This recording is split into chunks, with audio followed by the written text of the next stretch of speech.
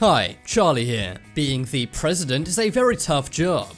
That's why it's so great that when you finish your term in office, you can retire and do whatever you want, right? Well, not exactly. In reality, there are many strict rules former presidents have to follow when they leave office. A lot of the time, when a president retires, they make a lot of money. For example, the Obamas have raked in $200 million since leaving office. But their life is heavily restricted, and many people don't realize this before taking the job. From not being allowed to drive or use cell phones, to never being left alone ever again, even in the bathroom.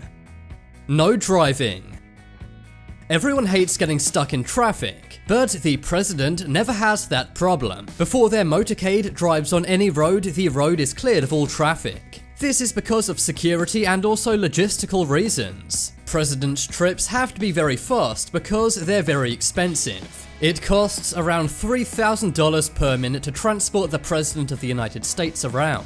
When you're president, there's a rule that you can't drive on normal roads. And unfortunately for presidents, this actually extends to after they leave office. That's right, former presidents can never drive on the road again. Instead, they are driven by their Secret Service detail, which former presidents get for the rest of their lives. Ex-presidents are always a target for people who may want to do them harm, so that's why they're only transported in armored cars. George Bush says he's only allowed to drive on his own private property, not on public roads. All of these Secret Service agents who drive former presidents are trained in evasive and defensive driving maneuvers. This has been the case ever since 1963 when JFK was assassinated. While he wasn't driving himself at the time, the driver was not trained well. No badmouthing. Presidents often have big disagreements on major issues, but no matter how much a president dislikes their successor, they can never talk bad about them. At least, that's the technical rule in place. Ex-presidents are not supposed to talk badly about any other president that comes after them. This is an unwritten White House rule which has been followed for centuries. Some would say that in the past few years, this rule has been broken. Obama did not exactly speak well about Trump. And Trump also criticized Obama a lot. Retired presidents are expected to stay out of current affairs. The rule is that they're not supposed to speak badly about other presidents in public. But of course, in private, they can say whatever they want. National security updates. One of the main duties of the President of the United States is to keep up to date with any threats to national security. Presidents will get these briefings multiple times a day. Generals and CIA officials will tell them what's going on around the world and how it may impact the USA. You may assume that when a president retires, they can check out fully and not worry about anything that's going on around the world. Well, if you thought that, then you would be wrong. One rule former presidents have to follow is that they still have to read national security briefings every day. Now, because they can't make decisions, you may wonder why they need to do this. Well, they're not actually expected to do anything with the information that's given to them, but they are kept in the loop in case they have any advice they can offer to the current administration, or if they get asked about any situations by the media. Even as a non-sitting president, they still need daily updates about what's going on around the world. Many did not realize this happened until 2018. That was when Trump threatened to take away Obama's access to national security briefings. It turned out, like many of us, Trump did not realize this was the norm. He was worried that Obama was getting information which he shouldn't be getting. But now Trump will be in that same situation, getting all the information that Biden gets. It came as a surprise to many of us when this made headlines in 2018. But it turns out that being the President of the United States comes with rules for life. You can never take your mind off world affairs and politics because you're always being given briefings. Communications spying.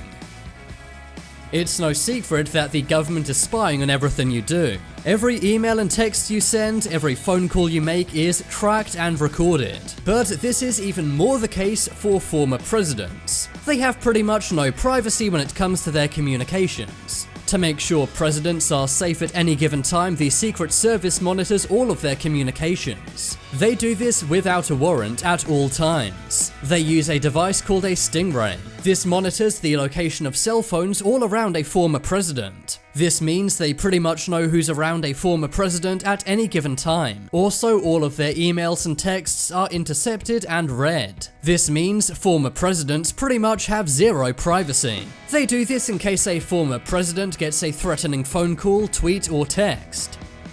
Library creation. You may have noticed libraries named after presidents. Well, that's because it's actually a law for this to happen going back to 1955. That's right, if you serve as president, you get a library named after you when you leave office. Now, you may think this is pretty cool, but there is a big downside to this. The library includes every word a president has written while in office. This does not include any classified materials, but it will also include anything you said which is not so good, for example, scandals. For example, Bill Clinton's library contains lots of information about his impeachment and also affair. I did not have sexual relations with that woman. And the George Bush library includes lots of information about the Iraq War. Presidents are not allowed to keep any materials out of their library. This was a surprise to President Richard Nixon. He tried to leave out materials about the Watergate scandal in his library, but he was told that he could not do this and it all had to be included. However, presidents do have some control of the subject matter featured in their libraries. For example, with George Bush's library in Texas. It does mention the invasion of Iraq, but most of the materials defend his decision to go into war, and this made the library very controversial when it opened. Never alone. Do you ever worry that in your old age you'll be all alone? Well, former presidents never have to worry about this. That's because it's a rule that they're not allowed to go anywhere alone. If a former president ever wants some alone time, then I've got some bad news for them. Even when they're sleeping or going to the bathroom, they can never be left alone. Former Secret Service agent Jonathan Wackrow said presidential protection is the most intrusive thing anyone could ever experience. Just imagine being constantly surrounded by people you barely know. Secret Service agents are often swapped out or moved around, and this means that you'll never get that close to them. But they will always be close to you, literally. Secret Service agents even have to go with former presidents during their vacations. They can't even enjoy Christmas or Thanksgiving dinner just as a family. They always have to have guys with black suits and sunglasses standing around. And I'm not just talking about a few agents. For example, when Trump and his family sat down for Thanksgiving dinner at Mar-a-Lago, there were more than 150 Secret Service agents. That's because him and all of his family also had to have Secret Service agents of their own. Mail screening. It's clear that former presidents have zero privacy, and this even extends to their mail. All of their mail is intercepted and read. This is in case anyone puts poison or explosives in their mail. Now, it turns out this is actually pretty useful. The Secret Service has intercepted explosives sent to Bill Clinton and Barack Obama before. The mail is screened before it gets anywhere near the president's mailbox. In fact, all of the mail is taken to an off-site facility where it's screened.